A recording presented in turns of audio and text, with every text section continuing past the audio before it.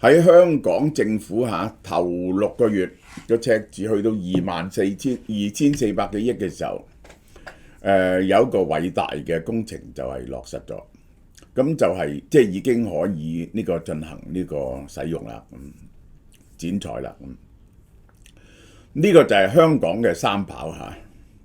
我透過呢個工程就展示我哋所有呢啲咁樣嘅基礎建設嗰種荒謬法，佢內在產生嘅問題，同埋點解令到香港係難以負擔嘅呢啲財務係。好啦，嗱，我哋嘅臘腸呢係做咗10幾年未減過價嘅，今次第一次減價，我希望要等啲新客嚟到試下，我好想分攤下呢個最好食嘅臘腸，真係大家要試下。呢個未試過減價嘅，我哋從來都係送嘢嘅咋。而家呢次全面6折鮮肉臘腸折實148個8，呢隻天下最好食嘅鵝潤腸172個8啫。黃牌臘腸154個8，嗱呢隻瘦啲嘅，呢隻肥少少嘅。呢個鮮潤腸就用火雞肝做成嘅，148蚊嚇，全本港製造，不含添加劑。你真係冇去買大陸嗰啲，真係呢個都唔知咩豬肉嚟嚇。咁呢個快啲買我呢隻臘腸啦，而家有少少量咧就好好買，做臘腸蒸肉餅啊，或者煲臘腸飯啊，我最中意食嘅。我哋呢隻鵝潤腸真係做食。處理財政司黃偉綸宣布，香港三跑11月28號啟用啦，投入服務，每年可以處理1億2千萬旅客同埋1000萬噸貨物。大家記住呢兩個數，佢一年可以處理1億2千萬嘅旅客，仲有1000萬嘅貨物，1000萬噸嘅貨物。機管局目標11月就有呢個攞到個牌照啦，涵蓋現有嘅南跑道同北跑道，重新配置中跑道，相關滑行道同支援措施，即係咧我哋3條係完全 parallel 嘅跑道。3條跑道咧就分工嘅，北跑道就降落，中跑道咧就起飛，北跑道降落，中跑道起飛，而南跑道咧又可以起飛又可以降落。機管局已經同業務夥伴展開籌備工作，喺2025年底分階段啟用擴建之後嘅2號客運大樓，包括客運服務。嗰陣時咧，佢起咗個第2號客運大樓嘅，後來咧發現咧就有起三跑咧就唔得，就將嗰個拆咗。咁所以三跑咧就包括埋呢個2號嘅客運大樓喺入邊嘅。三跑造價1415億，由公眾諮詢到工程歷時13年。2011年我已經開始嘈呢單嘢，又整一單1415億。嗱，呢個牽涉到咧個三跑咧係唔 economical 嘅，我哋用唔用得到三跑咧係非常大問題，非常大問題。我解釋俾你聽。好啦，第二就係乜嘢咧？第二起得咁貴，1415億係起一條跑道，人哋起一個機場咧就300-400億，我哋起一條跑道咧就1400幾億。咁樣有乜嘢競爭力同人哋競爭呢？機管局啲錢點嚟呢？以前咧機管局賺到啲錢咧就派息俾政府，唔派，一年幾十億，一年30-40億啦。徵收機場建設費，一年有10幾20億啦。然後市場借錢應付建造費用，係借翻嚟嘅，呢個就危險啦。呢個就係目前爭緊人1200億。如果4厘嚟講咧，一年咧就50億啦，淨係借呢啲錢50億，唔好講話要還本，你幾耐還本呢？一陣我哋睇下，向離境及過境旅客徵收嘅機場建設費嚟到對付三跑道嘅系統財務安排。嗱，呢個咧就即係加價，嗰啲人咧未必要用三跑道噶嘛，我用你香港嘅機場，你就收多人哋啲錢，愛嚟起三跑道，實際上香港機場就會貴咗，於是有啲航空公司就唔嚟香港機場。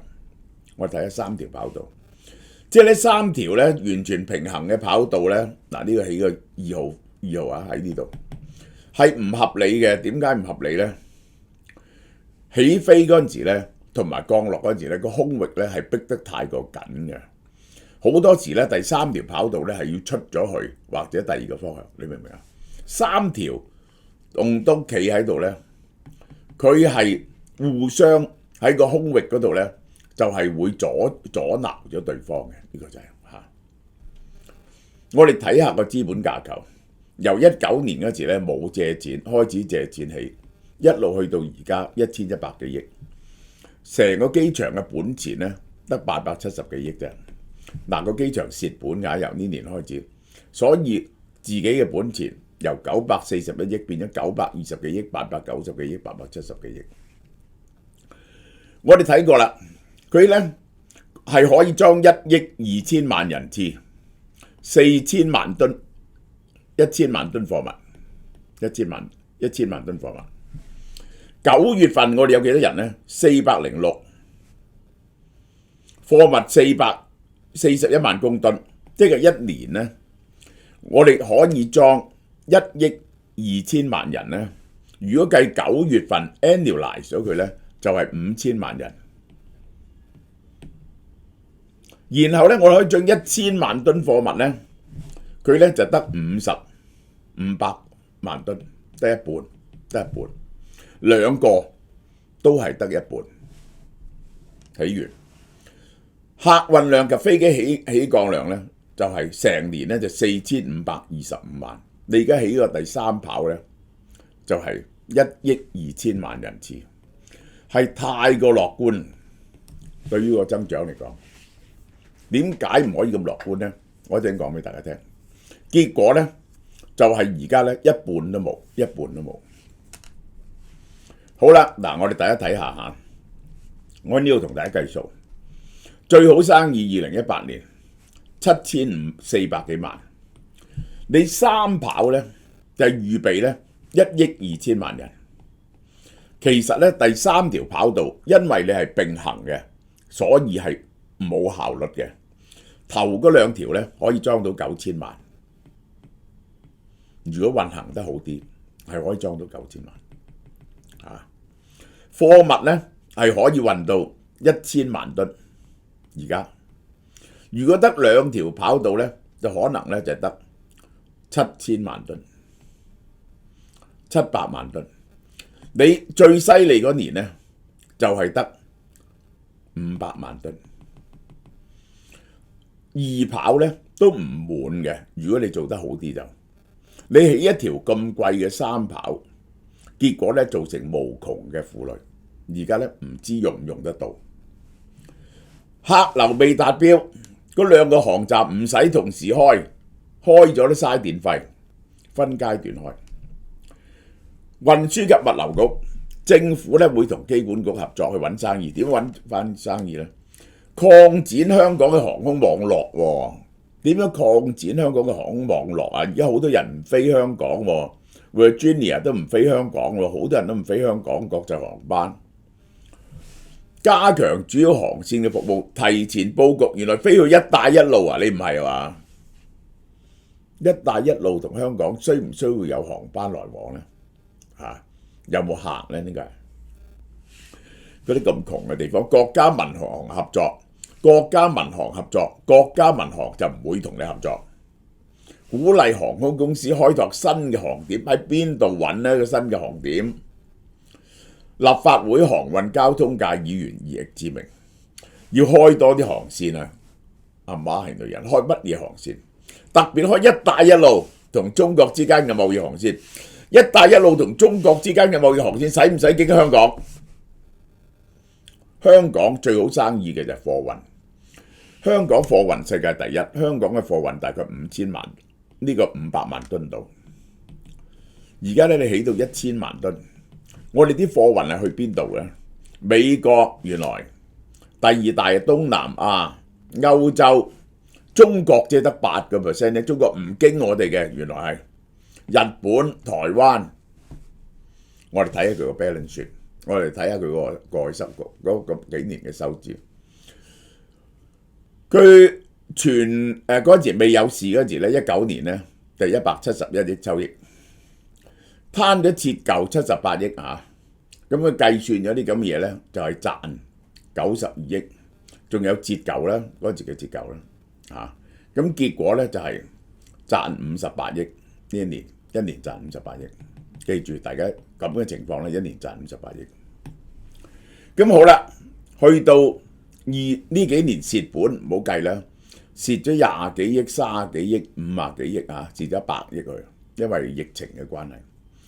結果咧恢復唔到，2023年咧得136億比起上嚟，今年增加20% 都恢復唔到啊！咁於是咧就有日利咧19億，記住佢得19億日利。呢個咧係 before 三跑開始。我計一條簡單嘅數俾你聽，1400億嘅三跑，如果你用30年去 write off 嘅話咧，每年40幾億、40-50億，個利息咧40-50億，係要100億，淨係三跑一年要100億。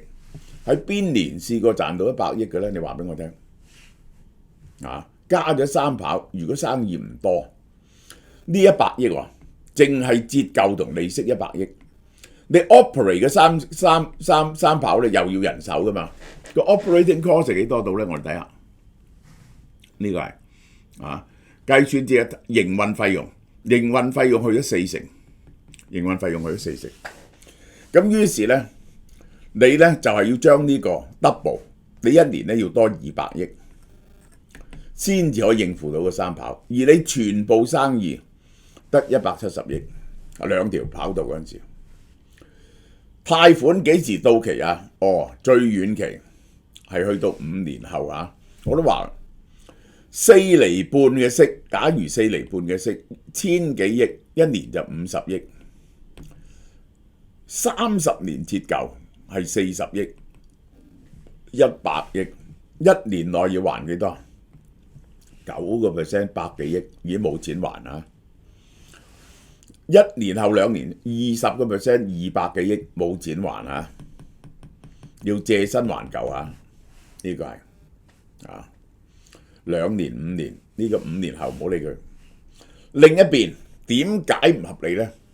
因為人哋唔係去支持你香港抗戰嘅機場，人哋自己搏命喺度起緊個機場附近。我都話，我都未人見過啲機場，國際機場咁密嘅。深圳寶安機場喺第三跑道，已經全面完工，2025年啟用，搶你生意。新建嘅4F 跑道3600米，寬45米，可以包括 A380嘅升降。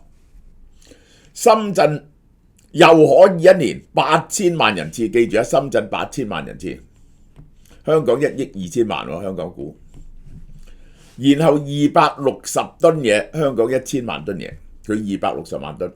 深圳可以食到8000萬人次，260萬噸。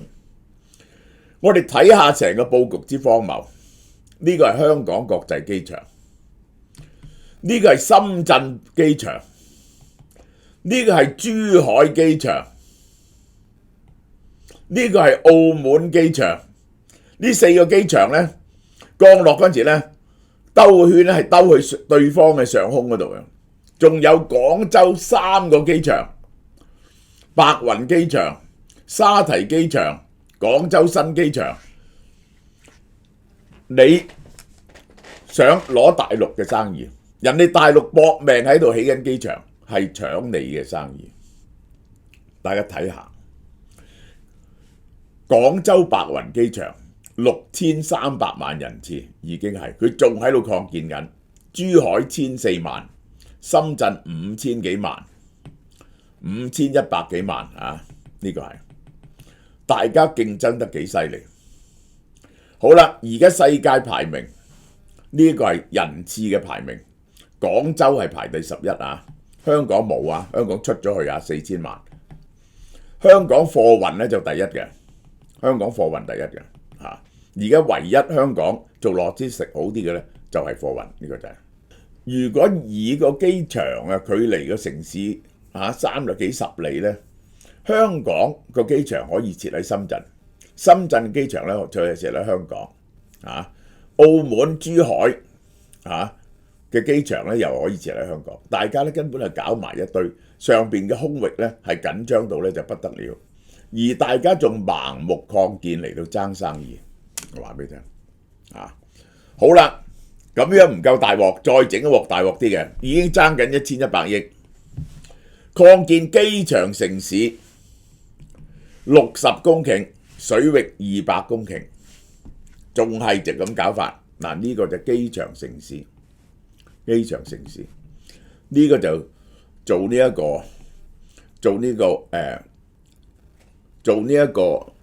嗰啲遊艇港灣遊艇港灣要使幾多錢呢？又使1000億，機管局又揞300億，透過投標吸引私營資金，你想創個新股佢啦。而家仲有人肯俾錢起喺機場咩？喺機場人哋嗨過你嘢啦，即係起呢個嗰陣時起亞博1期到而家仲係蝕緊本啊！邊個人肯夾錢去起呢個？想2026、31包括藝術產業生態圈，點解會有個藝術產業生態圈喺大嶼山？亞洲博覽館第1期、第2期第1期都蝕死咗。遊艇港灣仲有咁嗰啲遊艇泊咗喺大嶼山翻嚟，咪好麻煩。及配套措施，提供600個遊艇泊位真係好樂觀嘅咋。嗱，我講俾你聽，呢個就係典型。我哋使咗1000幾億。喺呢條橋港深珠大橋，本來東莞有南沙大橋，有虎門大橋，我哋有深中通道我哋一起好港珠澳大橋冇生意，佢哋立即深圳再整一條深中大橋。